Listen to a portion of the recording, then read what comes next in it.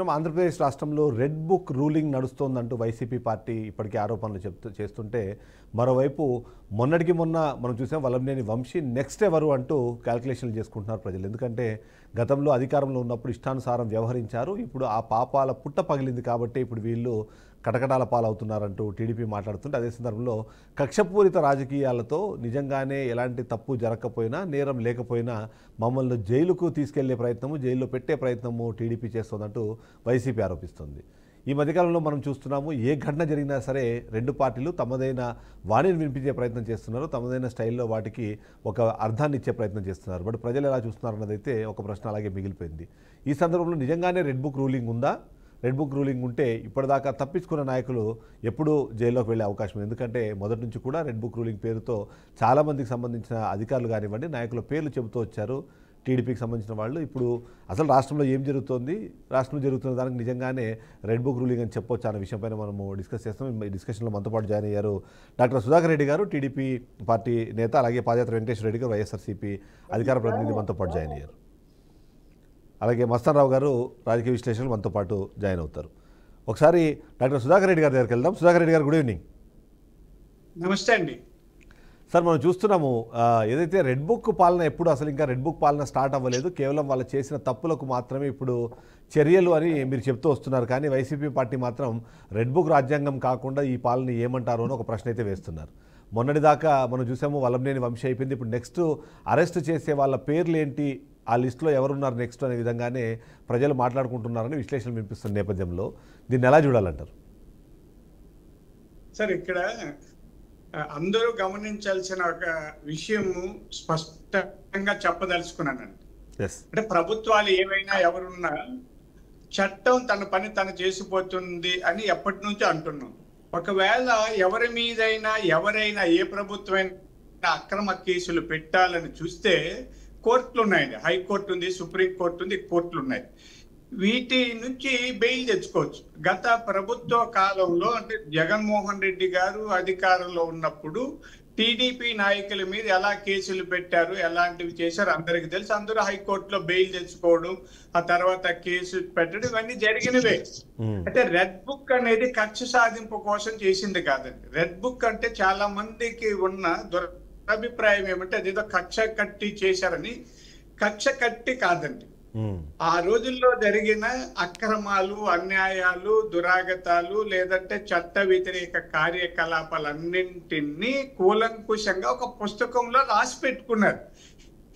వాటిని తిరగదొడి చట్టబద్ధంగా నేరం చేసిన వాళ్ళని శిక్షించాల అన్నది లక్ష్యం. ఆ లక్ష్యంతోనే నిన్న వల్లభనేని వంశీ గారిని కూడా అరెస్ట్ చేశారండి. అరెస్ట్ చేసినప్పుడు అంటే మనందరికి కూడా తెలుసు ఎందుకు చేశారు. ఆయన మీద ఒక కేసు ఉంది. ఆ కేసు పెట్టిన వ్యక్తిని బలవంతంగా కిడ్నాప్ చేసి ఆ కేసు ఉపసంహరింపజేశారు. దాంట్లో ఆ వ్యక్తి తమ్ముడు కేసు పెట్టారు.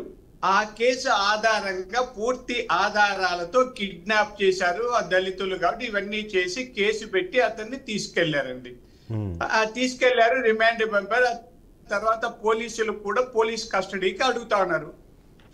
ఈ నేపథ్యంలో దాన్ని ఏదో కక్ష సాధింపు చర్యగా అనుకుంటే ఎలా అండి? ఇంకా అవుతారండి. అంటే మేమేమి చెప్పలేం, కానీ చట్టం తన పని తను చేసిపోతుంటది. నేరం చేసిన వాళ్ళు ఎవరైనా సరే శిక్ష అనుభవించక తప్పదు అన్నది చంద్రబాబు నాయుడు గారు తొలి నుంచి చెప్తున్నారు. అలాగే కక్ష సాధింపుగా మేమేమీ చేయలేదని కూడా చంద్రబాబు గారు చెప్తున్నారు. వెంకటేశ్వర రెడ్డి గారికి వెళ్దాం. వెంకటేశ్వర రెడ్డి గారు, అంటే ఎవ్రీ టైం ఏది మాట్లాడినా సరే చాలా క్లియర్గా చట్టం తన పని తాను చేసుకుపోతుంది, అది చేసుకునే వెసులుబాటు ఇవాళ టీడీపీ అధికారంలో ఉన్న సందర్భంలో ఉంది కాబట్టి వాళ్ళు ఎవరైతే తప్పు చేశారో వాళ్ళని అరెస్ట్ చేయడాలు కానివ్వండి, లేకపోతే దానికి సంబంధించిన కేసులు పెట్టే కార్యక్రమాల్లో ఉన్నారు తప్ప రెడ్ బుక్ రాజ్యాంగం అనేది ఇంకా స్టార్టే అవ్వలేదు, దీనికే భయపడిపోతే ఎట్లా అన్నది ఒక మాట వినిపిస్తుంది. ఏమంటారు? ముందుగా బీఆర్కే న్యూస్ వీక్షకులకి, ప్యానల్లో ఉన్న పెద్దలకి, రాష్ట్ర ప్రజలకి మీకు శుభ సాయంత్రం. ఇప్పుడు మనం ఏది క్రైటీరియాగా తీసుకున్నా ఆ పార్టీ చీఫ్ల్ని, ఆ పార్టీ అధినేతల్ని మనం క్రైటీరియాగా తీసుకొని మనం మాట్లాడాల్సి ఉంటది. ఇప్పుడు లోకేష్ బాబు గారు గన్నవరం ఎయిర్పోర్ట్ లో దిగిన వెంటనే రెడ్ బుక్ ని అమలు జరుపుతున్నాం, ఖచ్చితంగా అమలు జరుపుతామని చెప్పి కూడా ఆయన స్టేట్మెంట్ ఇచ్చారు. మనం దేన్ని ఎవరి స్టేట్మెంట్ ని మనం వ్యాలిడ్ గా తీసుకోవాలి? లోకేష్ గారు ఇచ్చిన స్టేట్మెంట్ నే కదా మనం వ్యాలిడ్ గా తీసుకోవాలి. చంద్రబాబు నాయుడు గారు ఇచ్చిన స్టేట్మెంట్ నే కదా మనం వ్యాలిడ్ గా తీసుకోవాలి. పవన్ కళ్యాణ్ గారు ఇచ్చిన స్టేట్మెంట్ నే కదా మనం వ్యాలిడ్ గా తీసుకోవాలి.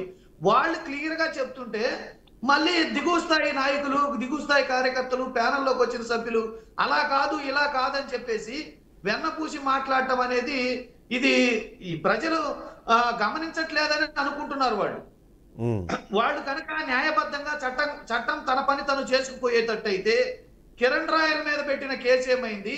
సుగాలి ప్రీతికి ఆ రోజు మాట ఇచ్చిన పైన ఇచ్చిన కేసు ఈ రోజు ఏం జరిగింది? 14 ఏళ్ల పసిబాలిక శవం మీద కూడా రాజకీయం చేశారు కదండి ఆ రోజు. మరి ఈ రోజు సిబిఐ ఆ కేసును ఉపసంహరించుకుంది. ఎవరు మాట్లాడట్లేదు. హామీలు ఇచ్చిన వాళ్ళు ఎవరు మాట్లాడట్లేదు. అట్లానే మరి కిరణ్ రాయల్ మీద పెట్టిన ఒక ఆడబిడ్డ పెట్టిన కేసు ఏమైంది? కేవలం రెడ్ బుక్ లో పెద్దలు సుధాకర్ రెడ్డి గారు చెప్పినట్లుగా లేకపోతే లోకేష్ గారు చెప్పినట్లుగా వాళ్ళు ముందుగా ఒక బుక్ ప్రిపేర్ చేసుకున్నారు. ఆ బుక్ ప్రిపేర్ చేసుకొని అధికారం రాగానే అందులో రాసిన పేర్లని కక్షపూరితంగా ఎటువంటి నేరాల ఆధారాలు లేకపోయినా వాళ్ళని లోపలేయడమే వీళ్ళకి పని. ఎందుకంటే ఈ 9 నెలల కాలంలో వీళ్ళకి సహజంగా ఏ ప్రభుత్వం అయినా వస్తే ప్రభుత్వంలో ఈ ఎమ్మెల్యే శాసనసభ సభ్య సమావేశంలో కానీ మంత్రివర్గ సమావేశంలో కానీ ప్రెస్ మీట్లలో కానీ జనరల్ గా ప్రభుత్వ అధినేతలు మాట్లాడే మాటలు ఏంటంటే మనం ఏమేమి చట్టాలు కొత్తగా తెచ్చాం, ఏమేమి జీవోలు కొత్తగా తెచ్చాం, వీటి వల్ల ఏ వర్గ ప్రజలకి ప్రయోజనం జరుగుతుంది, మహిళలకి ఎంత మేలు జరుగుతుంది, లేదా ఈ పథకాల వల్ల ఏ వర్గ ప్రజలకి ఎంత మేలు జరుగుతుంది, వీటి గురించి డిస్కస్ చేసుకోవడం చెప్పుకోవడం ఉంటది. ఈ 9 నెలల కాలంలో అలాంటి ప్రెస్ మీట్ కానీ అలాంటి మంత్రివర్గ సమావేశం కానీ అలాంటి శాసనసభ్యుల సమావేశం కానీ జరిగిందా? కేవలం ఎర్రి బుక్కు. గతంలో జగన్ అది చేశాడు, జగన్ పరిపాలన ఇది జరిగింది, గతం అది ఇవి చెప్పుకుంటూ ప్రజల్ని పరిపాలించడం మానేసి భయపెట్టడం మొదలెట్టారు. కానీ ఒక విషయం చెప్పాలి మీరు వెంకటేశ్వర రెడ్డి గారు, అడిగే వాళ్ళని భయపెడుతున్నారు. కావాలంటే కక్ష పగ తీర్చుకోవడం కోసమే, దగా చేయడం కోసమే వాళ్ళు అధికారంలోకి వచ్చినట్టుగా. కానీ ఇప్పుడు టీడీపీ వాళ్ళు చెప్తున్నది లేదా ప్రశ్నిస్తున్నది ఏంటంటే నిజంగానే అట్లా ఒకవేళ మీరు అన్నట్టుగా కక్షపూరితంగా ఏవైనా నిర్ణయాలు తీసుకొని ఒక స్టెప్ తీసుకున్నా దాన్ని నిలువరించడానికి కోర్టులు ఉన్నాయి. ఆ కోర్టులలో గతంలో మీరు అలానే అరెస్టులు చేసిన ప్రతి ఒక్కరికి బెయిల్ వచ్చాయి, వాళ్ళు ప్రశాంతంగా ఉన్నారు. మీకు ఎందుకు బెయిల్స్ రావట్లేదు? బెయిల్స్ వచ్చే క్రమంలో సుప్రీంకోర్టు దాకా వెళ్ళే అవసరాలు ఎందుకు పడుతున్నాయి మీకు? ఇవన్నీ ప్రశ్నలు అవే కదా. ఇప్పుడు మేమన్నా సుప్రీంకోర్టు దాకా వెళ్ళాం. చంద్రబాబు నాయుడు గారు లండన్ దాకా వెళ్ళారు. లండన్ దాకా వెళ్ళి వాదించుకున్నారు. మరి ఆయనకి ఎందుకు రాలే బెయిల్? ఆయన 53 రోజులు ఎందుకున్నారు జైల్లో? ఇప్పుడు మనకైతే ఒకటి వేరే వాళ్ళకైతే ఇంకొక రకం. ఇవన్నీ ఏముండవండి. న్యాయస్థానాలను మేము నమ్ముతున్నాం. న్యాయస్థానాలు ఖచ్చితమైన తీర్పులు ఇస్తే ఖచ్చితంగా తీర్పు ఇచ్చినప్పుడు ఎవరు దోషులని వాళ్ళు న్యాయస్థానాలు నిర్ణయిస్తారో వాళ్ళు దోషులు. అంతేగాని మీరు ఎర్రి బుక్కులో రాసుకున్న వాళ్ళని అరెస్ట్ చేసినంత మాత్రాన, ఈ ఎర్రి పనులు చేసినంత మాత్రాన, ఈ ఎర్రి కథలు పడినంత మాత్రాన ఆ ఎర్రి బుక్ క్రైటీరియా కాదు. అది మీరు చేసిన చర్యలు క్రైటీరియా కాదు. అసలు ఆ బుక్ లో ఏం రాసుకున్నారో దాని మీద, ఆ బుక్ లో ఏం రాసుకున్నారో దాని మీద ఒకసారి డిస్కస్ చేయాల్సిన అవసరం ఉంది. ఒకసారి ఈ ఎర్రి వేషాలు, ఎర్రి బుక్ కథలు, ఎర్రి చేష్టలన్నీ కోర్టులు నిర్ధారిస్తాయి. కోర్టులు నిర్ధారించిన క్రమంలో కోర్టులు కనుక దోషులుగా ప్రకటిస్తే అప్పుడు దోషులని చెప్పబడతారు. రైట్. మస్తానరావు గారు, ఇక్కడ టీడీపీ వాదన చాలా క్లియరు. ఏదైతే ఉందో తప్పు చేశారు, శిక్ష అనుభవిస్తున్నారు అని. వైసీపీ చెప్పేది మాత్రం కక్షపూరితం తప్ప ఇక్కడ అసలు కేసులు ఎక్కడ ఉన్నాయన్నది వాళ్ళు మాట్లాడుతున్నారు. దీన్ని ప్రజలు ఎలా చూస్తారంటారు? మీ విశ్లేషణ ఏంటి అసలు దీని మీద? గుడ్ ఈవినింగ్ అండి. బీఆర్పీ న్యూస్ ప్రేక్షకులకు, మీకు ప్యానల్లో ఉన్న పెద్దలకు. ఇప్పుడు ఆంధ్రప్రదేశ్లో ప్రస్తుతం చూసినట్లయితే ఏంటంటే వైఎస్ఆర్సీపీ నేతలు కేసుల్లో అరెస్ట్ అవడం, గతంలో 2014-19 మధ్య అచ్చెన్నాయుడు గారి దగ్గర నుంచి అయ్యన్న పాత్రుడు గారు, అదేవిధంగా రఘురామ కృష్ణరాజు గారు, తూలిపాల నరేంద్ర గారు, ఇవన్నీ చూసాం అప్పుడు కూడా మనం. ఇప్పుడు ఏం చూస్తున్నామంటే నందిగామ సురేష్ గారు, అదేవిధంగా వల్లభనేని వంశీ గారు, ఇంకా వాళ్ళ లిస్ట్ ఉన్నాయని చెప్తా ఉన్నారు. అంటే ఇక్కడ ప్రధానంగా ఏంటంటే ప్రతీకార రాజకీయాలు కొంత కనపడుతున్నమాట వాస్తవం. అయితే ఇప్పుడు వైసీపీ ఆరోపిస్తున్నట్టు ఏంటంటే వాళ్ళు ప్రతీకారం వీళ్ళ మీద చేస్తున్నారంటే వైఎస్ఆర్సీపీ నాయకుల్లో చాలా మంది సీనియర్ నేతలు ఉన్నారు. కానీ వీళ్ళ మీద ఎందుకు వచ్చాయంటే గన్నవరంలో తెలుగుదేశం పార్టీ ఆఫీస్ మీద ఆ రోజు దాడి జరిగింది. అదేవిధంగా తెలుగుదేశం పార్టీ కేంద్ర కార్యాలయం మంగళగిరిలో కూడా దాడి జరిగిన పరిస్థితి ఉంది.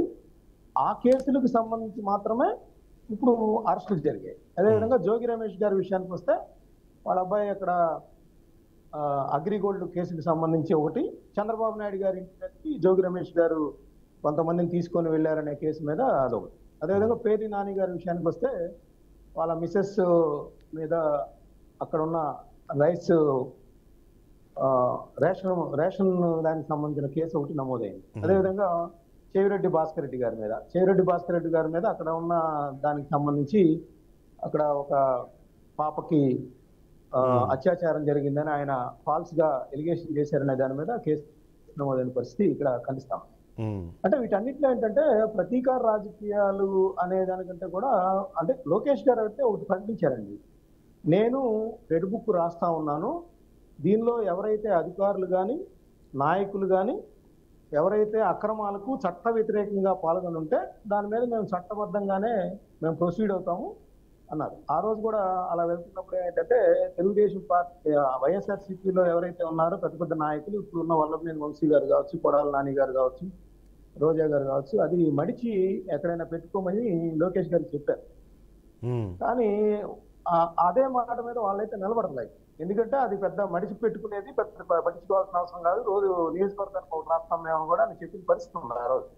అంటే అలా రెచ్చగొట్టకుండా యాక్చువల్ గా జగన్మోహన్ రెడ్డి గారు కూడా దాన్ని పెద్దగా పట్టించుకోవట్లేదు. అప్పుడు ఎప్పుడు ఎన్నికల ప్రచారంలో సిద్ధం సభలు, విపరీతమైన జనసందోహం, మళ్ళీ తిరిగి అధికారంలోకి వస్తాం అనే ఒక దీనిలో వాళ్ళు ఎక్కడ పట్టించుకోలేదు. కానీ వచ్చిన 15 రోజుల్లోనే ఢిల్లీలో జగన్మోహన్ రెడ్డి గారు ధర్నా చేసినప్పుడు రాష్ట్రంలో శాంతి భద్రతకు సంబంధించి ఒక ముఖ్యమంత్రి కొడుకు ఈ విధంగా రెడ్ బుక్ అనేది రాసి దానికి అన్కాన్స్టిట్యూషన్ గా వెళ్తున్నారనేది ఆయన దేశవ్యాప్తంగా అందరి దృష్టికి తెచ్చిన పరిస్థితి చేశారు.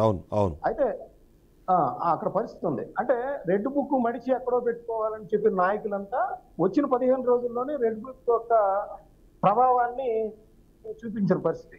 ఆ తర్వాత కూడా లోకేష్ గారు చూసినట్లయితే మీకు ఇటీవల కాలంలో ఆయన ఒకసారి అమెరికా వెళ్ళినప్పుడు రెడ్ బుక్ ఒకటో చాప్టర్ అయిపోయింది, రెండో చాప్టర్ బిగిన్ కాబోతుందని కూడా ఆయన ప్రకటించారు. మీకు గుర్తునే ఉంటుంది. అమెరికాలో ప్రకటించారు. ఆ సందర్భంగా గన్నవరం కానీ లేదంటే గుడివాడికి సంబంధించిన కేసులు ఉన్నాయి, దానికి సంబంధించి చట్టం ఏదైతే జరుగుతా ఉందో ఆ చట్ట ప్రకారం వెళ్తాం, కానీ మేము మాకు అధికారం ఉంది కదా అని ఈ రోజు అరెస్ట్ చేసే పరిస్థితి లేదని కూడా చెప్పారు. సరే ఇక్కడ ఏం జరిగింది, నిన్న కాంట్రాడిక్టరీ స్టేట్మెంట్స్ వల్ల కన్ఫ్యూజన్ అయితే ఉంది. ఒకసారి సుధాకర్ రెడ్డి గారి దగ్గరికి వెళ్దాము. కంప్లీట్ చేయండి ప్లీజ్. సార్ ఇప్పుడు వల్లభనేని వంశీ గారి విషయానికి వస్తే ఏంటంటే గన్నవరం పార్టీ ఆఫీస్ మీద దాడి ఉన్నప్పటికీ కూడా దానిలో అరెస్టులు అన్ని జరిగాయి. కానీ ఇప్పుడు ఈ సత్యవర్ధన్కి సంబంధించిన కేసు అనేది ఏంటంటే అది మళ్ళీ కొత్తగా వచ్చింది. అది మళ్ళీ కిడ్నాప్ కానీ అది జరిగే వ్యవహారం, దాని మెరిట్స్ మీద మనం ఒకసారి డిస్కస్ చేద్దాం. ఒకసారి నేను సుధాకర్ రెడ్డి గారు ఇక్కడ రెడ్ బుక్లో ఎవరి పేర్లు రాయబోతున్నాము అంటూ స్టార్టింగ్లోనే ఒక లిస్టు రాసి చెప్పారు. ఆ లిస్టులో కొంతమంది పోలీస్ ఆఫీసర్ల పేర్లు, కొంతమంది ఐఏఎస్ల పేర్లు, కొంతమంది వైసీపీ నాయకులకు సంబంధించిన పేర్లు ఇవన్నీ రాయబోతున్నాము అన్నారు. సరే, చాప్టర్ 1 కంప్లీట్ అయిపోయింది. చాప్టర్ 2 అన్నాడు. మేబీ చాప్టర్ 1లో మనం అనుకోవాల్సింది ఏంటంటే ఏదైతే ఆ కేసులో ఐపీఎస్లను కొంతమందిని అక్కడ దొరికారు, కొంతమంది క్రాంతిరతన్ టాటా లాంటి వాళ్ళు. తర్వాత ఈ మన డిప్యూటీ స్పీకర్ రఘురామకృష్ణరాజు గారి కేసులో ఉన్న పోలీసులు వీళ్ళందరూ చాప్టర్ 1. చాప్టర్ 2లో ఏమైనా ఇది స్టార్ట్ అయింది. సో వల్లభనేని వంశీ అయిపోయి నెక్స్ట్ కొడాలి నాని నేను అని చెప్పి చాలామందికి ఒక ప్రశ్న ఉంది. ఏనా ఆ లిస్ట్ ఏమైనా మీ దగ్గర ఉందా? కొడాలి నాని పేరు ఏమన్నా ఆ చాప్టర్ 2లో ఉందా? సార్, కొడాలి నాని గారిని అరెస్ట్ చేయకపోతే ఈ దేశంలో, ఈ రాష్ట్రంలో ప్రభుత్వం ఉన్నట్టే కాదండి. ఎంత హేయంగా ఆయన మాట్లాడారు, ఏమేం చేశారు అందరికీ తెలుసు కదండి. ఎన్ని బూతులు ఆయన ఎప్పుడైనా మర్యాదగా మాట్లాడారా, సంస్కారయుతంగా మాట్లాడారా? ఈ రెడ్ బుక్ ను ఏమేమి ఎంత అవహేళన చేశారు, మడిచి ఎక్కడెక్కడో పెట్టుకోమన్నారు, ఏమేమన్నారు. ఈ నేపథ్యంలో కొడాలి నాని అరెస్టు కాకపోతే ఈ రాష్ట్రంలో న్యాయము, ధర్మము, చట్టం చచ్చిపోయినట్లయింది.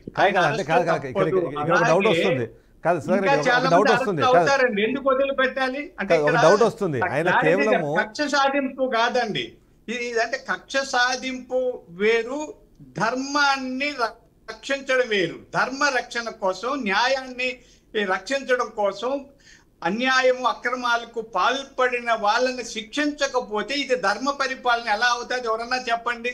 సుధాకర్ రెడ్డి గారు, అయితే ఇక్కడ ఒక చిన్న డౌట్ వస్తుంది అందరికి. ఎందుకు చంపారు?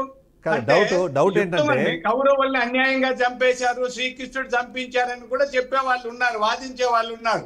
రావణాసురుడిని అన్యాయంగా చంపారనే వాళ్ళు కూడా ఉన్నారు.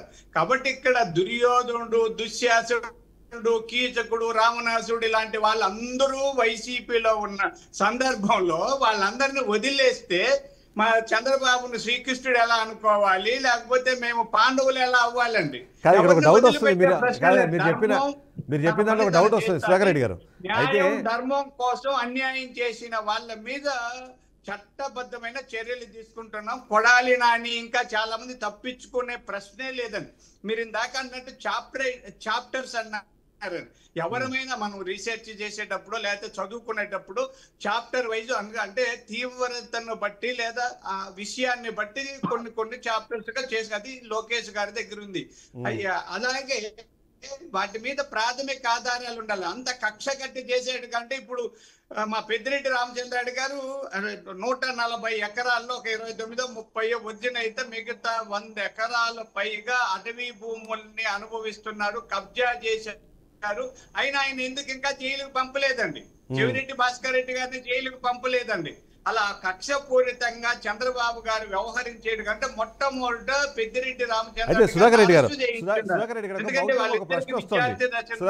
వైరుధ్యాలు ఉన్నాయి కాబట్టి కక్ష సాధింపు కాదండి. చంద్రబాబు నాయుడు గారు ఎప్పుడు కక్ష సాధించరు, చట్టబద్ధంగానే చేస్తున్నారు. ఈ రోజు వైఎస్ఆర్ పార్టీ వాళ్ళు పోలీస్ స్టేషన్లకు వెళ్ళగలుగుతున్నారు, కేసులు పెట్టగలుగుతున్నారు, మమ్మల్ని విమర్శించగలుగుతున్నారు, మా మీద దుమారాలు లేపగలుగుతున్నా కూడా వాళ్ళకి ఆ స్వేచ్ఛ ఇచ్చారంటే చంద్రబాబు నాయుడు గారి పరిపాలన. ఆయన రాజ్యాంగ రక్షకుడుగా మమ్మల్ని విమర్శించగలుగుతున్నారు. నా వాయిస్ వినిపిస్తుందా? ఒక డౌట్ ఏమొస్తుందంటే మీరు అన్నట్టుగా ఎవరైతే అప్పుడు అంటే సరే ఓకే అగ్రెసివ్గా మాట్లాడారంటారా, లేకపోతే బూతులు మాట్లాడారు, ఇట్లా మాట్లాడిన వ్యక్తుల నా పేర్లు రాసుకొని నేరం చేసిన వాళ్ళకి శిక్ష పడాలి కానీ మిమ్మల్ని విమర్శించిన వాళ్ళకి శిక్ష ఇస్తున్నారా? ఆ శిక్షలు దొరకనప్పుడు ఇప్పుడు సత్యవర్ధన్కి సంబంధించిన కూడా ఒక వర్షన్ తీసుకొచ్చే ప్రయత్నం చేస్తుంది వైసీపీ కానివ్వండి, ఇంక్లూడింగ్ వలంనేని వంశీ కూడా. ఆయనంతటా ఆయన కేసును విత్డ్రా చేసుకుంటే ఆ లేని సందర్భాన్ని క్రియేట్ చేసి ఆ సందర్భంలో నేను కోర్టులో ఉన్నా కాబట్టి నా మీద కేసు పెట్టడం ఏంటి అన్నది ఇవాళ ఎస్సీ కోర్టులో ఆయన ఏదైతే బెయిల్ పిటిషన్లో ఆయన అదే మెన్షన్ చేశారు. సో అప్పుడు మీ మీద అంటే ఒంటికాల మీద లేచిన వాళ్ళు లేకపోతే మీరు అగ్రెసివ్గానో బూతులు మాట్లాడిన వాళ్ళు అరెస్ట్ చేయడానికి మీరు కేసులు వెతుకుంటున్నారా అన్నది ఒక ప్రశ్న అయితే కొద్దిమందికి వస్తుంది. ఏం చెప్తారు సమాధానం? సార్ మంచి ప్రశ్న వేశారు. అంటే విమర్శించిన వాళ్ళని తప్పుడు కేసులు పెట్టే స్థితి లేదండి. ప్రజాస్వామ్యంలో విమర్శ లేకపోతే ప్రజాస్వామ్యం చచ్చిపోతుందండి. ప్రజాస్వామ్యంలో విమర్శకులు ఉండాలి. ఎంత పటిష్టమైన బలిష్టమైన తార్కికమైన విమర్శలు ఉంటే మా ప్రభుత్వం అంత బాగా పనిచేస్తుందండి. ఎవరైనా అదే అడుగుతాం. కేవలం వాళ్ళు ఏదో కొడాలి నాని వాళ్ళు బూతులు మాట్లాడారని కాదండి. వాళ్ళు చేసిన చేష్టలు, అక్రమాలు, అన్యాయాలు, భూ కబ్జాలు చాలా ఉన్నాయండి. అవన్నీ ఇప్పుడు నేను చెప్పకూడదు. కేసులు పెట్టే సమయంలో పలానా కేసులని మేము ఎలా చెప్తామండి? పోలీసులు దాని మీద పరిశీలన చేస్తున్నారు, దర్యాప్తులు చేస్తున్నారు. కేసులు ఏవేవో వెలికి తీసేటప్పుడు ఒక అధికార ప్రతినిధిగా నేను ఆయన మీద కేసులు పలాని ముందు ఆరోపణలు చేయలేం కదా. మా ప్రభుత్వ విధానాన్ని చెప్పగలను కానీ ఎవరెవరి మీద కేసులు ఏ సెక్షన్లు పెడతారు నేను ఎలా చెప్తానన్నది పోలీసులు చేస్తారు. ఎవరి పని వాళ్ళు చేయాలి. పెద్దలు చెప్తుంటారు కుక్క పని కుక్క, గాడిద పని గాడిద చేయాలి. మేము మా ప్రభుత్వ విధానాలు, సాంప్రదాయాలు, పద్ధతులను గురించి చెప్పగలం కానీ ఈ నేరస్తులు ఒకరి వెనక ఎవరు వెళ్తారని చెప్పలేం. కానీ వెళ్తారన్నది మాత్రం సత్యం అండి. ఎవరెవరు వెళ్తారన్నది భవిష్యత్తులో తెలుస్తుంది. అది పోలీసులు చట్టం తన పని తను చేసుకుపోతుంది. నాకున్న అనుభవంలో కొడాలి నానికి జైలు తప్పదండి. రైట్. వెంకటేశ్వర రెడ్డి గారు, సో లిస్ట్ అయితే కంపల్సరీ ఉంది. ఆ లిస్ట్లో అంటే నెక్స్ట్ ఒక 2-3 పేర్లు అయితే ప్రముఖంగా అనిపిస్తున్నాయి. అందులో రాష్ట్ర వ్యాప్తంగా ఎదురు చూస్తుంది మాత్రం కొడాలి నాని పేరు ఉందా లేదా అన్నది. సో మీరు ఏమంటారు? ఏమండి, ఆల్రెడీ ఇంతకు ముందు మేము చెప్పుకున్నాము, మళ్ళీ దాన్ని ఇంకోసారి రిపీట్ చేసి చెప్తున్నాను. మాకు ప్రతిపక్షం కొత్త కాదు, పోరాటం కొత్త కాదు, మీరు పెట్టే కేసులు కొత్త కాదు, జైళ్లు కొత్త కాదు, బెయిళ్లు కొత్త కాదు. ఫస్ట్ ఎవరిని బెదిరించాల్సిన అవసరం లేదు. మీరు అన్నట్టు చట్టం తన పని తను చేసుకుపోయేటట్టయితే మీరు ఏ కేసులైనా పెట్టుకోండి, ఏ మాట అయినా, ఏ కమిటీ, మీరు రెడ్ బుక్ మీద ఎంత కమిటెడ్ గా ఉన్నారో, ఈ కేసుల మీద ఎంత కమిటెడ్ గా ఉన్నారో, కక్ష సాధించడం మీద ఎంత కమిటెడ్ గా ఉన్నారో, అదే కమిట్మెంట్, అదే కంటెంట్ మీరు ఇచ్చిన హామీల మీద పెట్టండి. ఆడబిడ్డల ప్రాణరక్షణ మీద పెట్టండి, ఆడబిడ్డల ప్రాణరక్షణ మీద పెట్టండి, రాష్ట్రంలో జరుగుతున్న దాడుల మీద పెట్టండి. కానీ వెంకటేశ్వర రెడ్డి గారు కమిట్మెంట్ పెట్టండి. నేను అనేది ఏంటంటే కమిట్మెంట్ పెట్టండి. మీరు కమిటెడ్ గా పరిపాలన, ధర్మ పరిపాలన అంటున్నారు. ధర్మ పరిపాలన అయితే కిరణ్ రాయల మీద పెట్టిన కేసు ఏమైంది? తొగాలి ప్రీతికి ఇచ్చిన మాట ఏమైంది? తప్పిపోయిన 33,000 మంది మహిళల సంగతి ఏమైంది? ఇచ్చిన మేనిఫెస్టో సూపర్ 6 సంగతి ఏమైంది? మీరు రాష్ట్రంలో అయితే వెంకటేశ్వర రెడ్డి ఒక పాయింట్ చెప్పండి. మీరు ఒక పాయింట్ చెప్పండి. పోతే వాటి గురించి కనీస చర్యలు తీసుకోవడం చేత కాలేదు. ఇక్కడ వెంకటేశ్వర రెడ్డి గారు, వెంకటేశ్వర రెడ్డి గారు అయితే ఇక్కడ ఒక ప్రశ్న ఉంది. వెంకటేశ్వర రెడ్డి గారు, డైవర్ట్ చేస్తుంది. వెంకటేశ్వర రెడ్డి గారు అయితే ప్రశ్న ఏంటంటే, టీడీపీ ఆఫీస్ మీద దాడి జరిగిన మాట వాస్తవం కాదా? అందులో వైసీపీ నాయకుల హస్తం ఉన్న మాట వాస్తవం కాదా? వాటి మీద కేసులు పెడితే మీరేమో ఇప్పుడే అంటున్న మాట అది కక్ష సాధింపు చర్య అని. నేరాలు జరిగాయి. మేమేమంటున్నామంటే అప్పుడే కేసు కట్టడం జరిగింది. ఒకవేళ మీరు ఏదైనా కేసు రీఓపెన్ చేసుకున్నా అది పెద్ద ఇష్యూ కాదు, రీఓపెన్ చేసుకోండి. కోర్టులు ఉన్నాయి, కోర్టులో మంచో చెడో చెప్తారు. కోర్టులో మీరు కేసు పెట్టినంత మాత్రాన, మీరు ధర్మాత్ములు కాదు, కేసు పెట్టినోడా నీతిమంతుడు కాదు. కేసు పెట్టగానే మీరు కక్ష సాధింపు చర్య అంటున్నారు కదా. దోషి కాదు. విచారణ జరగాలి, నిందితులు ఎవరో తేలాలి. అదంతా ఏది జరగకముందే మీరు కక్ష సాధింపు చర్య అని అంటున్నారు, అదే కదా? మేమేమంటున్నాడు కక్ష సాధింపు చర్య అని ఎందుకు అంటున్నామంటే అసంకల్పితంగా ఎవరైతే రాజీ చేసుకున్నారో వాళ్ళ మీద హఠాత్తుగా కిడ్నాప్ చేసే ప్రభుత్వం ఎవరిదండి? కిడ్నాప్ చేసి, దౌర్జన్యం చేసి, బెదిరించే సోర్స్ ఎవరికి ఉంటుందండి? ఎవరికి ఉంటుంది? అక్రమ కేసులు పెట్టే సోర్స్ ఎవరికి ఉంటుంది? రైట్. ఇప్పుడు ప్రభుత్వం ఎవరు ఏలుబడిలో ఉన్నారు? ఎవరికి ఆ అధికారం ఉంటుంది? ఎవరికి ఆ సోర్స్ ఉంటుంది? ఇవన్నీ తెలియకుండా ఉన్నారనుకున్నారా ప్రజలు? ఇవన్నీ ప్రజలు తెలియకుండా చెబితే, మనం ఏం చెబితే డిబేట్ లో కూర్చొని మనం ఏం చెబితే అది వినేసి నమ్మేసే అంత అమాయకుల ప్రజలు. రైట్. అయితే ఈ విషయాన్ని ఒకసారి సుధాకర్ రెడ్డి గారిని అడుగుదాం. ఈ క్వశ్చన్కి సమాధానం సుధాకర్ రెడ్డి గారు. కాదు, అందులో పాసిబిలిటీస్ ఏంటి, నిజం ఎంత ఉంది, ఇవన్నీ కనీస గ్రహణ శక్తి ఆంధ్రప్రదేశ్ ప్రజలకు లేదనుకుంటున్నారా? రైట్. ఒకసారి ఆ ప్రశ్న అడుగుదాం. సుధాకర్ రెడ్డి గారు, అధికారంలో మీరున్నారు, ప్రతిపక్ష నాయకుడో లేదా ప్రతిపక్షంలోనో అసలు ప్రతిపక్ష హోదానే లేదు, అలాంటి విపక్షంలో ఉన్న ఒక నేత బెదిరిపోయి అది టీడీపీ ఆఫీస్లో పనిచేసే ఒక వ్యక్తి కేసును విత్డ్రా చేసుకునే పరిస్థితి ఉందో, అలా అయితే మరి ప్రభుత్వంలోని మీరు ఏం చేస్తున్నట్టు? అంటే మీరు ఆ మాత్రం ఆయనకు భరోసా కల్పించలేకపోయారు, అతని సెక్యూరిటీనో లేకపోతే ఆయనకి కాన్ఫిడెన్స్ ఇవ్వలేకపోయారు అన్నది ఇప్పుడు ఒక ప్రశ్న. సార్, నేర చరిత్ర ఉన్న వాళ్ళు ప్రభుత్వాలు, పోలీసులు ఎవరినన్నా ఎదుర్కొంటూనే ఉంటారు. అది ఈ రోజు కాదు, కాంగ్రెస్ ప్రభుత్వం ఉన్న కాలంలో ఎప్పుడైనా కానీ ఎన్టీ రామారావు గారు ముఖ్యమంత్రి ఉన్నా, లేకపోతే పివి నరసింహారావు గారు, ఇందిరాగాంధీ గారు ప్రధానమంత్రులుగా ఉన్న నేరాలు చేసే వాళ్ళు ఎవరిని ఏమైనా చేస్తారు.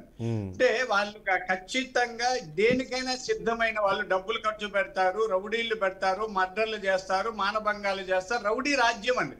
కొంతమంది అంటే మనం ఎంత ప్రభుత్వం ఉన్నా మీరు చాలా స్పష్టంగా అడిగారు ఎలా ఎత్తుకోగలరని. ఇంతకు ముందంతా జరగలేదండి ఏ ప్రభుత్వం అయినా. ఇప్పుడు కాంగ్రెస్ ప్రభుత్వం అధికారంలో ఉన్నప్పుడు కోట్ల విజయభాస్కర్ రెడ్డి గారు లేకపోతే ఇంకొకరు ముఖ్యమంత్రిగా ఉన్నప్పుడే వైఎస్ రాజశేఖర రెడ్డి రాయలసీమలో ఎన్ని నేరాలు ఘోరాలు చేశారు ఎవరికి తెలియదా అండి? కాబట్టి నేరం చేస్తే మీరేం చేస్తున్నారంటే ఇంకా మనం జడ్జిలు కూడా అడగాలి. జడ్జిలు ఉన్నారు, పోలీసులు ఉన్నారు, అందరూ ఉన్నా నేరం చేశారు కాబట్టి ఆ నేరస్తుల్ని తగిన విధంగా శిక్షించకపోతే సమాజం రక్షింపబడదన్న ఉద్దేశంతో కేసులు పెట్టాం. అంతే తప్ప ఇవి ఆ రోజు ఆఫీస్ మీద వాళ్ళకు బీపీ వస్తుందా అండి? అంటే వైఎస్ఆర్ పార్టీ వాళ్ళకు బీపీ వస్తే టీడీపీ పార్టీ మీద కార్యాలయం మీద దాడులు చేస్తారా? ఇలాంటి మాటలనే చెప్పారు. అలాగే మాకేం భయం అంటారండి, వైఎస్ఆర్ పార్టీ వాళ్ళు మాకు జైళ్ళు బెయిల్ అలవాటు. నిజమే కదండి, ఒక పేను ఉండే వాడికి తల గీరుకుంటాడు, తలంతా పేర్లు ఉన్న వాడికి గీరే పనే ఉండదు, మొత్తమే పేర్లు. ఆ పార్టీలో 16 నెలలు జైల్లో ఉండి వచ్చిన బెయిల్ మీద ఉన్న వ్యక్తి ముఖ్యమంత్రిగా 5 ఏళ్ళు చేశాడు. ఆయన ఇప్పుడు ప్రతిపక్షంలో ఉన్నాడు. ఆయనకు భయమే ఉందండి. నిండా మునిగిన వాడికి చల్లేదు. 11 సీట్లు వచ్చినా కూడా వాళ్ళు ఇప్పటికీ మాదే అధికారం, మళ్ళీ నేను వస్తాను, 30 ఏళ్ళు వస్తాను. మీకు ఏమనుకోకపోతే ఎవరన్నా, మాకు అంజేరమ్మ కణంలో కుంటోడు అనే ఒక కథ ఉందండి. పుత్తూరు దగ్గర కణం ఉంది, అక్కడ కుంటోడు దారిని వాళ్ళందరినీ బెదిరించేవాడు అంటారే, లేస్తే మనిషిని కాదు మూటా ముళ్ళు పెట్టేసిపోండి. ఎవరో ఒకరు కనుక్కున్నారు వీడు కుంటోడు లేవలేడని. అలా ఈ అంజేరమ్మ కణంలో కుంటోడు లాగా జగన్మోహన్ రెడ్డి ఆ పార్టీ వాళ్ళు మేము లేస్తే మనుషులు కాదు, మేము ఏదో చేస్తాము, మళ్ళీ 25 ఏళ్ళు 30 ఏళ్ళు మేము అంటే నమ్మేవాడు ఎవరు లేదు. ఇప్పుడు 11 సీట్లు వచ్చే ప్రతిపక్ష హోదా కూడా లేదు. ప్రతిపక్ష హోదా లేకపోతే మాట్లాడలేమనేది ఎంత ఇదండి. మీకు చూడండి, జనతా పార్టీ గెలిచిన రోజుల్లో 78 జైపాల్ రెడ్డి గారు ఇద్దరు మాట్లాడారండి. ఇద్దరు మాట్లాడారు. వాళ్ళిద్దరు జాతీయ నాయకులు అయ్యారు. ఏం జగన్మోహన్ రెడ్డి గారు అడవి మాట్లాడలేరా? వస్తారావు గారు, మనం చూస్తున్నాం అంటే వర్షన్స్ వినే క్రమంలో ఎవరి వాళ్ళు అంటే ఆ వర్షన్స్ ఖచ్చితంగా మేము చెప్తుంది కరెక్ట్ అని అంటే జనాల్ని కన్విన్స్ చేసే ప్రయత్నం అయితే ఎప్పటికప్పుడు చేస్తూనే ఉన్నారు. జనాలు ఏం ఆలోచిస్తున్నారు? ఎందుకంటే గతంలో కూడా మనం చూసాము, చంద్రబాబు నాయుడు అరెస్ట్ అన్నది లేకపోతే ఇవాళ రాష్ట్రంలో రాజకీయాలు ఇంకో రకంగా ఉండేవి అన్న కొన్ని విశ్లేషణలు వినిపిస్తూ ఉంటాయి. అలాంటిది ఇప్పుడు ఈ అరెస్టులు అన్నీ జరుగుతున్న నేపథ్యంలో ప్రజలు వాటిని ఎలా చూసే అవకాశం ఉందంటారు? మీ విశ్లేషణ ఏంటి దానిపైన? ఇప్పుడు అరెస్ట్ అండి, మనం అదే నేను పోల్చాను. గతంలో అచ్చెన్నాయుడు గారి విషయాన్ని చూసినా, లేకపోతే దూల్పాల్ నరేంద్ర గారి విషయాన్ని చూసినా, వాళ్ళని కేసులు పెట్టి జైల్లో వేస్తారు. కానీ ఆ తర్వాత ఎక్కడ వాళ్ళ ఆ కేసులకు సంబంధించి అవినీతిని కానీ ఏమీ పట్టుకోలేకపోయింది. అయ్యన్న పాత్రుడు గారు 40 గజాలు ఆక్రమించినప్పుడు 200-300 మంది పోలీసులు వెళ్ళి మనం చేసింది కూడా ఆ రోజు చూసాం. సో ఇట్లాంటివన్నీ కూడా అంటే ప్రతీకార రాజకీయాలను ఎక్కడ కూడా ప్రజలు సహించరండి. ఖచ్చితంగా వీళ్ళు కూడా ఇప్పుడు కూటమి సర్కారు కూడా అంటే వాళ్ళ మీద నిజానికి కేసులు ఏమీ లేకుండా, తెలుగుదేశం పార్టీ కార్యాలయం మీద దాడులు చేయకుండా, లేదంటే గన్నవరంలో అది కానీ, లేకపోతే చంద్రబాబు నాయుడు గారి ఇంటి మీద వాటికి సంబంధించి కానీ ఎటువంటి కేసులు లేకుండా అరెస్ట్ చేస్తే కనుక ఖచ్చితంగా ప్రజలందరికీ వ్యతిరేకత వస్తుంది.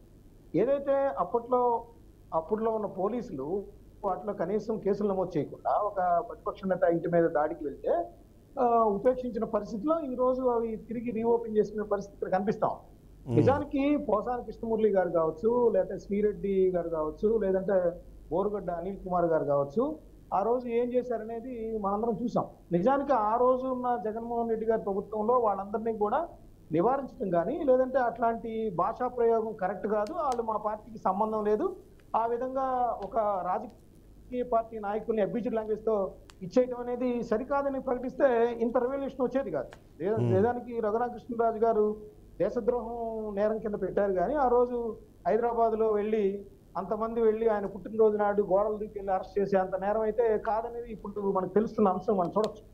సో నేననేది ఏంటంటే, గతంలో ఆ విధంగా అంటే పవన్ కళ్యాణ్ గారి విషయమే తీసుకోండి. పవన్ కళ్యాణ్ గారు విశాఖపట్నం వెళ్ళి వచ్చినప్పుడు కానీ, లేదంటే జగ్గపేట కానీ, లేదంటే ఆత్మకూరులో మాచర్ల దగ్గర ఒక తెలుగుదేశం పార్టీ కార్యకర్తని గొంతు కోసి చంపేసిన సందర్భంలో అక్కడికి పరామర్శించడానికి వెళ్ళినప్పుడు కానీ నిర్బంధ కాండ అమలు చేసిన పరిస్థితి ఉంది. అంటే వాళ్ళని పరామర్శించడానికి కూడా వెళ్ళలేని పరిస్థితి. ఈ రోజు అయితే జగన్మోహన్ రెడ్డి గారు పిన్నెల రామకృష్ణారెడ్డి గారు జైల్లో ఉన్నా కూడా, లేదంటే నందిగామ సురేష్ గారు జైల్లో ఉన్నా కూడా, లేదంటే రేపు వంశీ గారికి సంబంధించి ఎక్కడికి వెళ్ళాలన్నా కొంత ఫ్రీ హ్యాండ్ ఉన్న పరిస్థితి అయితే ఉంది. ఆ రోజు కొంత నిర్బంధంగా ఉంది అనే అంశాన్ని ప్రజలు ఎక్కడైతే గమనించారో దానికి వాళ్ళ తీర్పు ఇచ్చిన పరిస్థితి ఉంది. ఈ రోజు కూడా కూటమి సర్కార్ ఆ విధంగా ప్రతీకార రాజకీయాలతో, లేదంటే కేసులు లేకుండా వీళ్ళని కేవలం ప్రత్యర్థి పార్టీకి సంబంధించిన వ్యక్తులుగా ఉన్నారు కాబట్టి అరెస్టులు చేస్తా ఉంటే ఖచ్చితంగా ప్రజలు అది ఒప్పుకొని పరిస్థితి ఉంటుంది. వాళ్ళకి కావాల్సిన ఏంటంటే ఎవరైతే నేరం చేస్తారో వాళ్ళు శిక్షించబడాలి కానీ రైట్. నేరం చేయని వాళ్ళని జైల్లో పెడితే ఖచ్చితంగా చూడరు. ఇంకో విషయం మీరు చెప్తానండి, ఇందాక రెడ్ బుక్ గురించి చెప్పారు. ఇప్పుడు మనకి వాసుదేవరెడ్డి గారు కానీ లేదంటే మన వెంకటరెడ్డి గారు కానీ మైన్స్కి సంబంధించి కానీ లిక్కర్కి సంబంధించి కానీ లేదంటే జత్వానీ కేసు విషయంలో 3 ఐపీఎస్ అధికారులు కాంతి రాణా గారు కానీ కేసీఆర్ రాణి గారు కానీ లేదంటే అక్కడ విశాల్ గుండి గారు కానీ వీళ్ళకి సంబంధించి తర్వాత ఇంకొక అవినీతిగా ఆరోపణలకు సంబంధించి సంజయ్ గారు కానీ సో ఇవన్నీ కూడా మనం అరెస్ట్ చూస్తా ఉన్నాం. వీటిలో ఎక్కడైతే కక్ష సాధింపు ఉంటుందో రేపు ఐపీఎస్లు కానీ ఐఏఎస్లు కానీ రేపు సహకారం అందించలేని పరిస్థితి ఉంటుంది. నిజంగా వాళ్ళ మీద కక్ష సాధింపుగా ఐపీఎస్లు ఐఏఎస్ మీద పెడితే నిజానికి పరిపాలన కూడా దెబ్బతినే అవకాశాలు ఉంటాయి. నిజానికి పిఠాపురంలో పవన్ కళ్యాణ్ గారు ఇదే విషయాన్ని ఫస్ట్ లేవనెత్తారు. ఎవరైతే నేరాలు చేశారో వాళ్ళకి సంబంధించి మేము డిప్యూటీ సీఎంగా ఉన్నా లేదా హోంమంత్రిగా ఉన్నా కూడా కనీసం వాళ్ళని అరెస్టులు కూడా చేయబోతున్నారు, ఇంక మేము పరిపాలించి లేకపోతే ఎన్నుకోబడి ఉపయోగం ఏంది అన్న తర్వాత నుంచే కొంత కదలికలు వచ్చిన పరిస్థితి కూడా మనం చూసాం. అయితే నేననేది ఏంటంటే అసలు వీటన్నిటికంటే కూడా అసలు రాష్ట్రంలో ఎవరైతే నేరాలకు పాల్పడుతున్నారో చట్టవిరుద్ధంగా వ్యవహరిస్తున్నారో లేకపోతే అబ్యూజ్డ్ లాంగ్వేజ్ తో వాళ్ళ ఇళ్లలో మహిళల్ని ఇచ్చేస్తున్నారో ఏ పార్టీలో ఉన్నా కూడా అరెస్ట్ చేయడం అనేది పోలీసుల బాధ్యత. దాన్ని నివారించడం కూడా రాజకీయ పార్టీలు కూడా వాళ్ళ నాయకులు ఎవరైతే అరెస్ట్ చేసే ఉద్దేశంతోనే సంబంధం లేని సెక్షన్లు తీసుకొస్తున్నారు, ఎస్సీ ఎస్టీ కేసులు పెడుతున్నారు. పాతవి ఎప్పుడో ఏదో అనుమానితులుగా ఏవైతే కంప్లైంట్లు చేశారో వాటిని రీఓపెన్ చేసి ఇవాళ వీళ్ళని అక్యూజ్డ్గా మారుస్తున్నారు అన్నది కూడా ఒక విశ్లేషణ ఇచ్చే ప్రయత్నం జరుగుతుంది. సో పాత కేసులన్నింటినీ తిరగదోడి ఇవాళ అరెస్ట్ చేయడం ఏంటి? ఒక్క నిమిషం అండి, చెవిరెడ్డి గారి కేసే తీసుకున్నాం. చెవిరెడ్డి గారి కేసులో కొంత ఆ విధమైన ఇది కనిపించింది మనకి. వాళ్ళ పాప తండ్రి ఎవరైతే ఉన్నారో మేము ఆ విధమైన ఇవ్వలేదని చెప్పినా కూడా ఆయన మీద పోక్సో కేసు పెట్టిన పరిస్థితి ఉంది. సో అలాంటివి కూడా ప్రజలు హర్షించరు. నిజానికి సత్యవర్ధన్ నిజానికి కిడ్నాప్ అయ్యాడు, మళ్ళీ రేపు ఇప్పుడు న్యాయమూర్తి ముందు ఇచ్చాడంటే ఓకే. కానీ ఇప్పుడు చెవిరెడ్డి గారి మీద పెట్టి కేసు అట్లా ఎస్సీ ఎస్టీ కేసు బనాయించినట్టుగా కనిపిస్తున్న విషయం కూడా మనం గమనించవచ్చు. సో అట్లాంటి వాటి విషయంలో ప్రజలు వ్యతిరేకత అనేది ఆటోమేటిక్ గా వ్యక్తం చేసే పరిస్థితి ఉంది. అదేవిధంగా మనం గత ప్రభుత్వంలో చూసినట్లయితే అనంతబాబు ఒక దళితుల్ని చంపేసి ఆరోపణల విషయాల్లో జగన్మోహన్ రెడ్డి గారు వ్యవహరించిన శైలిని ఆ 2 జిల్లాల్లో చాలా యావగించుకున్న పరిస్థితి కూడా ఉంది. అతను సత్యం చేసినట్టు చేసి తర్వాత అతన్ని పక్కన కూర్చోబెట్టుకుని ఊరేగింపులో పాల్గొన్న విషయాన్ని కూడా అక్కడ ప్రజలు తిరస్కరించారు. గుర్తు చేసుకుంటారు. వెంకటేశ్వర రెడ్డి గారు ఇప్పుడు మస్తాన్ రావు గారు చెప్పినట్లు కేసులు నిరూపించలేకపోతే ఖచ్చితంగా ప్రజలు తిరస్కరిస్తారు.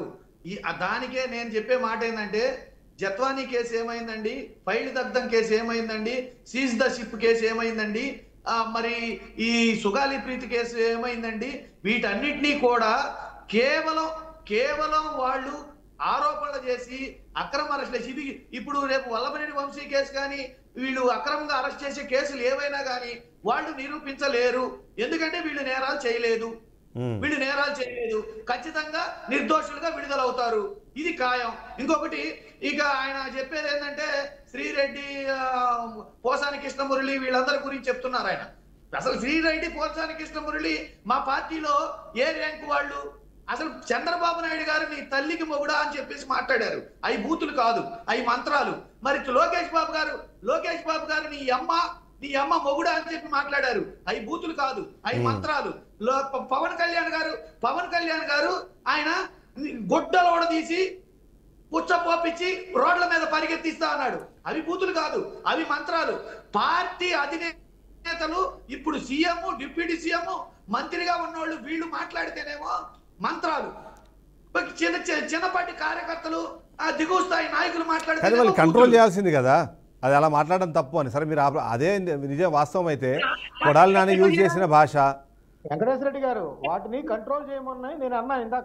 వాటిని ఆ పార్టీ అధినేతలు కంట్రోల్ చేయాలనేది కూడా చెప్పాను నేను. చెప్పనివ్వండి. అదే కనుక క్రైటీరియాగా కనుక తీసుకుంటే ఫస్ట్ ఇప్పుడు చంద్రబాబు నాయుడు గారిని అరెస్ట్ చేయాలా, లోకేష్ బాబు గారిని అరెస్ట్ చేయాలా, పవన్ కళ్యాణ్ గారిని అరెస్ట్ చేయాలా? పోనీ చేస్తారా? పోనీ వాళ్ళ మీద కేసులు పెట్టగలరా? మీరు చెప్పేది ధర్మ పరిపాలన, చట్టం అందరికీ సమానం, ఇవన్నీ మాట్లాడుతున్నారు కదా. మరి వాళ్ళవన్నీ ఆన్ రికార్డు ఉన్నాయి, వీడియోస్ ఉన్నాయి. మేము ఇప్పుడు పంపించమన్నా మీకు పంపిస్తాం. అదే మీరు అన్నది, అంటే మీరు అన్నట్టుగా కాదు. ఇక్కడ ఏమి లేదండి, ఇది ఖచ్చితంగా ఎర్రి బుక్కు సంబంధించిన విషయమే. ఆ ఎర్రి బుక్కు కథలే ఎర్రి వేషాలు పడుతున్నారు, పడనివ్వండి. ప్రజలన్నీ చూస్తున్నారు. ప్రజల్లోకి పోలేక, గ్రామ సభలు జరపలేక, గ్రామాల్లోకి వెళ్తే గ్రామాలలో గ్రామ స్థాయి నాయకులు కూడా బజార్లోకి వెళ్తే ఏది మా అమ్మ ఒడి, ఏది మా చేనేత భరోసా, ఇవన్నీ ప్రతిదీ ఇచ్చిన హామీలన్నింటినీ నిలదీస్తున్నారు. అలా చేయలేక అది మాట్లాడదాం ఇప్పటికే చర్యలు చేపట్టారు. కాదు, ఇప్పుడే చాప్టర్ 2 స్టార్ట్ అయింది అంటున్నారు. ఎప్పుడు ఎలక్షన్ వచ్చినా, ఎప్పుడు ప్రజలు చూస్తున్నారు, ప్రజలన్నీ గమనిస్తున్నారు. ఎప్పుడు ఎలక్షన్ వచ్చినా వీళ్ళు ఎట్టాకు జనాల్లోకి పోయేది లేదు. జనాల్లో అయితే ఇక్కడ కాదు వెంకటేశ్వర రెడ్డి గారు, అది మాట్లాడదాం. అయితే చాప్టర్ 2 స్టార్ట్ అవ్వగానే పెద్ద పెద్ద వికెట్లే పడుతున్నాయి. సో ఆ చాప్టర్లు ఎన్ని ఉన్నాయి అంటారు మీరు? ఆ చాప్టర్లో ఏదో ఒక చాప్టర్లో జగన్మోహన్ రెడ్డి పేరు కూడా ఉంటుందంటారా? మేము ఒకటే చెప్తున్నామండి. జగన్మోహన్ రెడ్డి గారు, నేను ఆల్రెడీ ఇంతకుముందు చెప్పాను, జగన్మోహన్ రెడ్డి గారినా మీరు బెదిరించేది, మమ్మల్ని మీరు బెదిరించేది, మమ్మల్ని బెదిరించి భయపెట్టి, భయం అంటే మాకు తెలుసా మీనింగ్? మాకు భయం అంటే మీనింగ్ తెలియదు. భయపడేది మీరు. ఎందుకు ఎలా భయపడుతున్నారో చెప్తున్నా. 164 సీట్లు వచ్చినా ఇప్పటికీ సింగిల్ గా పోటీ చేస్తామని చెప్పలేరు. తోడు లేకుండా అడుగు కూడా ముందుకేయలేరు. పొత్తు లేకుండా ఎలక్షన్ లోకి వెళ్ళలేరు. ఈవీఎంలు లేకుండా గెలవలేరు. మీరు కూడా మళ్ళీ మాట్లాడుతున్నారు, ధైర్యం గురించి మాట్లాడుతున్నారు. ముసలివాడి కనుక ఉదయాన్నే నిద్ర లేవగానే కళ్ళు నులుముకోగానే చేతి కర్ర కోసం వెతుక్కుంటాడంట. అట్టనే ఎప్పుడు బయటికి రావాలన్నా తోడు కావాలి, ఎప్పుడు ఎలక్షన్ వచ్చినా పొత్తులు కావాలి, ఎప్పుడు ఎలక్షన్ లో గెలవాలన్నా ఈవీఎంల సాయం కావాలి. సరే, ఇప్పుడు మీరు అన్నట్టు అవన్నీ జరుగుతున్నాయి. కానీ దానికన్నా ముందు ఇప్పుడు ఇవాళ మీ అధినేత పక్కన ఉండాల్సిన పెద్ద పెద్ద నాయకులు ఎవరు కనిపించట్లేదు. ఆ కనిపించకపోవడానికి కారణము ఈ రెడ్ బుక్ లో వాళ్ళ పేర్లు ఉన్నాయేమో అన్న భయమే అన్నది కదా ఒక విశ్లేషణ వినిపిస్తుంది. ఏమైనా ఆ వైపుకి ఏమైనా తెలుస్తుంది? ఎందుకంటే గతంలో ప్రతి చిన్న విషయానికి వచ్చి ప్రెస్ మీట్లు పెట్టిన నాయకులు ఎవరు ఇవాళ కనిపించట్లేదు అన్నది ఒక. దానికి సమాధానం చెప్తాను సార్. మా పార్టీలో పెద్ద నాయకులు, చిన్న నాయకులు ఇట్లా ఉండదండి. మాకు జగన్ ఒక్కడే నాయకుడు, ఓటరే మా దేవుడు, కార్యకర్తే మా బలం. ఇక్కడ మేము మాది ఇంకా ర్యాంకులు, పెద్ద నాయకులు, ఎత్తులు, లావులు, ఒడ్డులు, పొడుగులు ఇవి మాకు తెలియవు. మాకు జగన్ ఒక్కడే నాయకుడు, జగనే మా నినాదం. రైట్, జగనే మా నినాదం. కాబట్టి మీరు ఎవరిని బెదిరించలేరు. మీరు గుర్తుపెట్టి లీడర్ సినిమా ఒకసారి గుర్తు తెచ్చుకోండి. వాళ్ళని బెదిరించి, వీళ్ళని బెదిరించి గత ఎన్నికల్లో 23 మందిని మీరు తీసుకున్నారు. ఏమైంది తర్వాత? ఫలితాలు ఏమైనాయి? అదే 23 మీకు వచ్చినాయి. 3 ఎంపీలు తీసుకున్నారు, అదే 3 మీకు వచ్చినాయి. ఇక్కడ మీరు నాయకుల్ని ఏదో భయపెట్టో, ప్రలోభ పెట్టో, లేకపోతే ఈ చైర్మన్లు మార్చో, లేకపోతే ఇంకోటి మార్చో కాదు. మేము క్లియర్ గా మేమేం చెప్తున్నామంటే, ప్రజలు మీకు అండగా ఉండాలంటే, ప్రజలు మీకు మద్దతుగా ఉండాలంటే ఇచ్చిన మాటలు నిలబెట్టుకోండి, చెప్పిన మేనిఫెస్టో అమలు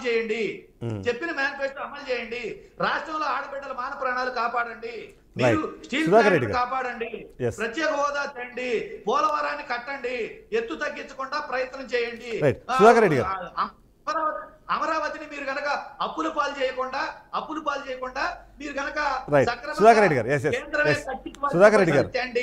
చట్టం తన పని తాను చేసుకుపోతుంటే ఒకసారి వెంకటేశ్వర రెడ్డి గారు ఒకసారి సుధాకర్ రెడ్డి గారిని అడుగుదాం.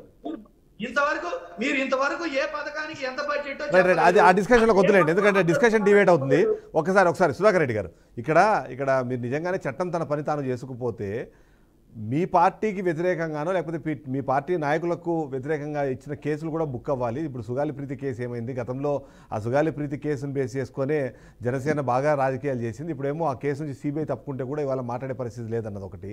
విడుదల రజని ఇచ్చే కేసు మీద చర్యలు లేవు కానీ బట్ ఆమెకి అగేన్స్ట్ ఎవరైనా ఎప్పుడో ఇచ్చిన కేసును తీసుకొచ్చి ఇవాళ కోర్టు ఆర్డర్ వస్తే మీరు వాళ్ళ మీద ఎస్ఎస్టీ కేసులు పెడుతున్నారు. అట్లా పాత కేసులు అన్నీ తిరగదోడి మీరు పెడుతున్నారు, బాగానే ఉంది. ఇప్పుడు మేము ఇబ్బంది పడుతున్నామని పెట్టిన కేసుల మీద అసలు చలనం లేదు. నిజంగా ఈ విధంగా చూస్తే చట్టం తన పని ఎక్కడ చేసుకుని పోతుంది, ఆ చట్టం పని కూడా మీరే చేస్తున్నారన్న ఒక అనుమానం వస్తుంది. సార్ చంద్రబాబు గారు, గత ప్రభుత్వం అన్నింటినీ మాయ చేసిందండి. ఆధారాలు లేకుండా సాక్ష్యాధారాలు చెరిపేసి రకరకాలుగా అధికార దుర్వినియోగానికి పాల్పడ్డారు. అవన్నీ వెతికే పనిలో ఉన్నామండి. అవన్నీ వెతకాలి. ఆధారాలు లేకుండా అరెస్టులు చేయరు చంద్రబాబు గారు. జగన్మోహన్ రెడ్డి గారి పరిపాలన లాగా కక్ష సాధిస్తే పరిగెట్టెళ్ళి ఇళ్ల మీద దూరి అర్ధరాత్రులు 200 మంది 300 మంది పోలీసులు వెళ్ళి పట్టుకొచ్చి కాళ్ళ మీద కొట్టి ఇలా ఎక్కడ చేయలేదండి. వాళ్ళ మహిళల్లో ఎవరినో ఏం వేధించలేదండి. తర్వాత ఆయన అంటున్నారు మాకు భయమే లేదండి. భయం లేకపోతే జగన్మోహన్ రెడ్డి గారు అసెంబ్లీకి రమ్మనండి, అసెంబ్లీకి వచ్చి మాట్లాడితే నాకు భయం లేదంటే ఉంటారు. మొండివాడు రాజు కంటే గనుడు అంటుంటారు పెద్దవాళ్ళు. రాజే మొండివాడైతే ఇంకా అతన్ని మార్చేదేం లేదు. జగన్మోహన్ రెడ్డి గారికి భయపడి పారిపోయి బెంగళూరులో దాక్కొని ఉన్నాడండి. అప్పుడప్పుడు విజిటింగ్ ప్రొఫెసర్ అంటుంటాం మా యూనివర్సిటీలో. అప్పుడప్పుడు ఎప్పుడు వస్తాడు, రేపేదో రాబోతాడు అంట. వల్లభనేని వంశీని అలా చూసేసి మళ్ళీ విమానం ఎక్కిపోతాడు. ఈ రాష్ట్రంలో ఉండలేడా? అంత చంద్రబాబు నాయుడు గారు తొలి నుంచి హైదరాబాద్ లో కాపురం ఉన్నాడు. ఉమ్మడి రాజధాని ఉన్నప్పటి నుంచి అక్కడ ఉంటే విమర్శలు చేసినారు అందరూ కూడా. ఈయన ఎందుకు పులివెందుల్లో ఉండమనండి, విమర్శలు ఉండవు. బెంగళూరులో దాక్కొని ఆయన భయం లేదంటే ఎంతసేపు ఇదేది ఎర్రి బుక్ అంటున్నారు. ఆయన పుర్రె పగలితే బుక్ అండి, అది పుర్రె పగలగొట్టే బుక్. ఇది ఎర్రి బుక్ కాదు. అందరి పుర్రెలు పగులుతాయని భయపడి ఎక్కడ దొంగలు అక్కడే గప్ చెప్పని పారిపోతున్నారండి. ఎక్కడ విజయసాయి రెడ్డి గారు, ఎక్కడ ఇంకా హేమీలు, ఎక్కడ కత్తులు తిప్పిన వాళ్ళు, మీసాలు తిప్పిన వాళ్ళు, తొడలు తట్టిన వాళ్ళు పారిపోతున్నారండి. ఆ పారిపోతుల సంఘానికి ఈయన అధ్యక్షుడు జగన్మోహన్ రెడ్డి గారు, భయస్థుల సంఘానికి అధ్యక్షుడు. ఆయన ప్రజలే దేవుళ్ళంట. ఎందుకండి సవాల్ రమ్మనండి, అసెంబ్లీలో వచ్చి నిలబడమనండి. భయం ఒకటే కదా అక్కడ, ఎవరు భయం ఏమవుతుందో మాట్లాడినవారు. అలా వ్యక్తి ఎందుకు గెలిచిన తర్వాత ఎవరైనా అండి 20 మంది ఉన్నారు, 200 మంది 150 మంది కాదు. ఒక్క ఎమ్మెల్యే గెలిస్తే ఆ ఎమ్మెల్యే కూడా పోయి మాట్లాడాలి. కమ్యూనిస్టు పార్టీలో సిపిఐ సిపిఎంలు వాళ్ళు ఒకరు ఇద్దరు గెలుస్తుంటే వాళ్ళే మాట్లాడతారు. ఒక ఎమ్మెల్సీను ఇంకొక ఎంపీ ఉంటే మాట్లాడుతున్నారు. భారతీయ జనతా పార్టీ వాళ్ళు 1980లో ఇద్దరు గెలిచారు ఎంపీలు. ఆ ఇద్దరు పార్లమెంట్ లో మాట్లాడలేదా? వాళ్ళందరూ మాట్లాడబట్టే ఇప్పుడు ఏకదాటిగా 2014 నుంచి కేంద్రంలో భారతీయ జనతా పార్టీ అధికారంలో ఉంది. ఈ రోజు ఇంత మెజారిటీ ఉన్న భారతీయ జనతా పార్టీలు ఇద్దరు ఉన్నారు కాబట్టి మేము మాట్లాడలేదని ఎప్పుడన్నా అన్నారా? ఎక్కడైనా ప్రపంచ దేశాల్లో నాకు ప్రతిపక్ష హోదా లేదు కాబట్టి నేను మాట్లాడునన్న వ్యక్తి టైం ఇవ్వరు. మీరు అన్నట్టు 11 మందికి జగన్మోహన్ రెడ్డి గారికి తెలియదా? 11 మందికి సరిపడా లేకపోతే ప్రతిపక్ష హోదా ఇవ్వరు. ప్రోరేటా బేసిస్ మీద ఆయన కోర్టుకు వెళ్ళి తెచ్చుకోవచ్చు. కాని పనులన్నీ అండి కబుర్లు ఉడాలు మాటలు ఇవన్నీ కట్టి పెట్టి జగన్మోహన్ రెడ్డికి దమ్ముంటే అసెంబ్లీకి రమ్మనండి, ఇవన్నీ అసెంబ్లీలో మాట్లాడమనండి. సుధాకర్ రెడ్డి ఒక నిమిషం నేను కంక్లూజన్ తీసుకొని మీ దగ్గరకు వస్తాను. ఉంచమనండి. అసెంబ్లీ వేదికగా మాట్లాడే దానికి సత్తా లేక బెంగళూరులో దాక్కొని చుట్టపు చూపుగా వచ్చి రాజకీయాలు చేసే జగన్మోహన్ రెడ్డి కానీ ఆయన పార్టీ వాళ్ళకి ఎవరికి మమ్మల్ని గురించి వేలెత్తి చూపే అర్హత, అధికారం, హక్కు లేదండి. రైట్. వెంకటేశ్వర రెడ్డి కంక్లూజన్కి వెళ్దాం ప్లీజ్. మేమేమంటున్నామంటే మీరు మీ పరిపాలన ఎవరినైనా అరెస్ట్ చేసుకోండి, ఎవరినైనా మీ పరిపాలన మీరు కొనసాగించండి. కాకపోతే దాన్ని డైవర్ట్ చేసి అబద్ధాలు మాట్లాడకుండా నిజం చెప్పండి. ఎస్ మేము కక్ష సాధిస్తున్నాము, మా ఎర్రి బుక్ పరిస్థితి అదే, మేము కక్ష సాధించడం కోసం అధికారంలోకి వచ్చాం, అదే చెప్పండి. లేదు మేము ఏదైతే నేను ఒకటే చెప్తున్నా, మీకు ధైర్యం ఉంటే నిజం చెప్పండి, నిజం ఒప్పుకోండి, నిజం ఒప్పుకొని పరిపాలించండి. ప్రజలు ఎప్పుడు ఎన్నికలు వస్తే అప్పుడు తీర్పు చెప్తారు. ప్రజలు ఎన్నికలు తీర్పు చెప్పినప్పుడు ఎవరైనా శిరస వహించాల్సిందే. మొత్తానికి మీరు భయం లేదని మీరు అంటున్నారు, అసెంబ్లీకి రావడానికే భయపడుతున్నారు, అందుకెళ్ళి బెంగళూరులో ఉంటున్నారని చెప్పి టీడీపీ అంటుంది. ఏమంటారు దానికి? ఏమంటారు?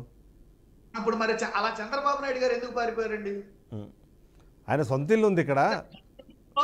గత ప్రభుత్వంలో చంద్రబాబు నాయుడు గారు ఎందుకు పారిపోయారు? దశాబ్దాల నుంచి ఆయన ఇక్కడే ఉన్నారు కాబట్టి ఆయన సొంత ఇంటికి వెళ్ళారు. మీరేమో అక్కడ ఫామ్ హౌస్కి వెళ్తున్నారు, లేకపోతే ఏదో కాదు.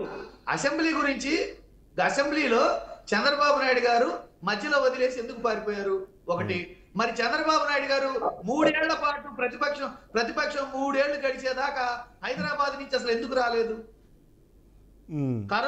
కరోనా వచ్చి అయిపోయిన దాకా ఎందుకు రాలేకపోయారు? ఇక్కడ మేము చేస్తేనేమో మేము మాట్లాడితేనేమో మంత్రాలు, ఎదుటోడు మాట్లాడితే బూతులు, మేము చేస్తేనేమో పూజలు, ఎదుటోడు చేస్తేనేమో చేతపళ్ళు అన్నట్టుగా వాళ్ళు ప్రవర్తిస్తున్న తీరే ప్రజలు చూస్తున్నారు. రైట్ ప్రజలు చూస్తున్నారు. కంగారు ఏం లేదు ఇక్కడ. రైట్ కంగారు లాస్ట్ పడాల్సిన పాయింట్ పని ఏం లాస్ట్ పాయింట్ లేదు. Please last point. వాళ్ళకి కంగారు ఎక్కువయ్యే భయపెట్టడం కోసం ఏది పరిపాలనలో గాడి తప్పింది. ప్రజలు మనల్ని హర్షించట్లేదు, గ్రామాల్లోకి రానివ్వట్లేదు, గ్రామాల్లోకి వస్తే సమాధానం చెప్పలేకపోతున్నాం.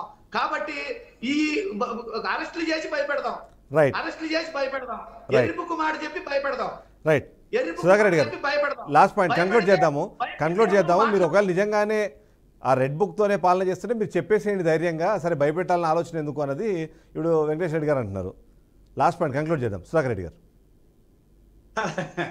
సరే, ఇప్పుడు వాళ్ళకి అది ఎర్రి బుక్కుగా కనిపిస్తుంటే భయం ఎందుకండి? భయం ఎందుకు?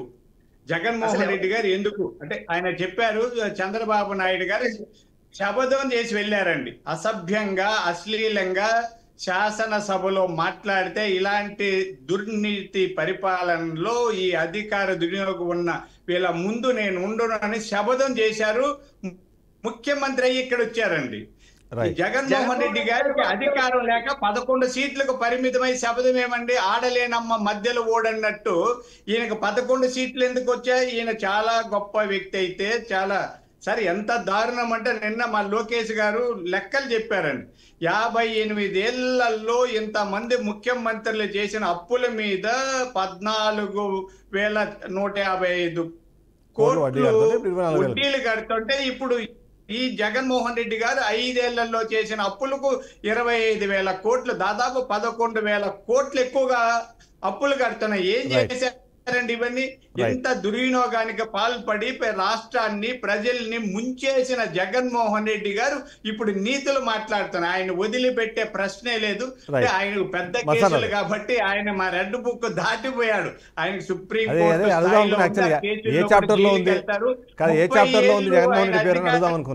వస్తానని కలగంటున్నారు కానీ 30 ఏళ్ళు జైల్లో ఉండడం తప్పదండి. రైట్. ఏ చాప్టర్ లో ఉంది జగన్మోహన్ రెడ్డి పేరు అని అడుగుదాం అనుకున్నాం మిమ్మల్ని సుధాకర్ రెడ్డి గారు. సరే, చాప్టర్ ఏంలే, అది చాప్టర్లో దాటిపోయిందండి. ఆయన కేసులు ఇప్పుడు ఈ చాప్టర్లలో దొరకవు కదా, మొత్తం చాప్టర్లో ఆయనే. లాస్ట్ పాయింట్ ఆయన పాపం ఆయన సర్వాంతర్యామి నేరస్తుడు. సార్ వెంకటేశ్వర రెడ్డి గారు టైం లేదు, జస్ట్ ఒక 30 సెకండ్స్ మీరు కంక్లూడ్ చేయండి ప్లీజ్. ఇప్పుడు ఇంతకీ చాప్టర్ల పేరు చెప్పడం ఈ దొంగ అరెస్టులు అక్రమ కేసులేనా? మీరు పరిపాలించేది ఏమన్నా ఉందా? రైట్ అమలు జరిపేది ఏమన్నా ఉందా? బసారావు గారు హామీలు అమలు జరిపేది అది చెప్పండి. వైఎస్ఆర్సీపీ ముందు 3 అంశాలు ఉన్నాయండి. ఒకటి అసెంబ్లీకి వెళ్ళి నిలదీయటం. వాళ్ళు అసెంబ్లీకి ప్రజలు ఎన్నిక చేయించారు కాబట్టి ప్రతిపక్ష హోదా ఇచ్చినా ఇవ్వకపోయినా కూడా ఈ యొక్క దుర్నీతి ఏదైతే చేస్తున్నారో, ప్రతీకార అరెస్టులు ఏదైతే చేస్తున్నారో, లేకపోతే అరాచకాలకు పాల్పడుతున్నారో వాటి మీద నిలదీయచ్చు. అది 1 నిమిషమా 6 నిమిషమా అనే తర్వాత విషయం. రెండోది ఒక నిమిషం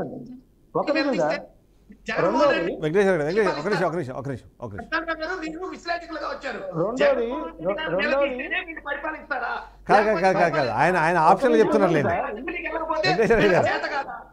ఆప్షన్ చెప్తున్నారు. ఇదే సార్, ఇదే మాట్లాడిపోతేనే పథకం ఇచ్చి కూర్చోబెట్టారు కదా, మాట్లాడమంటే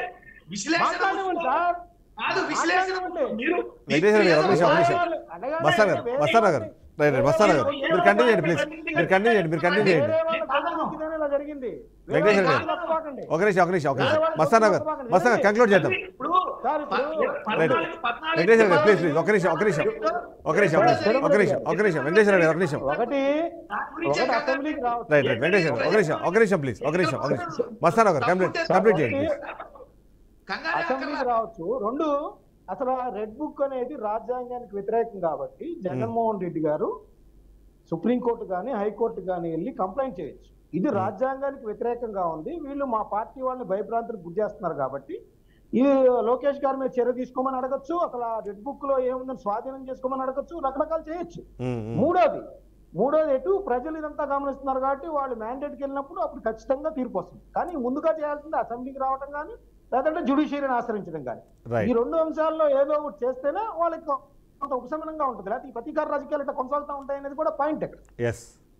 thank you very much Mastanarao garu, thank you very much Sudhakar Reddy garu, thank you very much Venkateswara Reddy garu. ఓవరాల్గా చూస్తే రెడ్ బుక్ అన్నది నిజంగానే ఫిజికల్గా ఉందో లేదో తెలియదు, కానీ జరుగుతున్న పర్యవసానాలు కానివ్వండి, పరిణామాల్ని ఆ రెడ్ బుక్కి కనెక్ట్ చేస్తూ మాట్లాడడం అయితే చాలా పరిపాటిగా మారిపోయింది. ఇప్పుడు ఇవాళ మన డిస్కషన్ ప్రకారం రెడ్ బుక్లో చాప్టర్ 2 అన్నారు, 3, 4, 5లో ఇంకెవరు ఉంటారో, అసలు జగన్మోహన్ రెడ్డి పేరు ఏ చాప్టర్లో ఉంటుందన్న ఇంట్రెస్ట్ అయితే ఖచ్చితంగా జనాల్లో క్రియేట్ అయింది అనేది మనం చెప్పాల్సిన అవసరం కనిపిస్తుంది.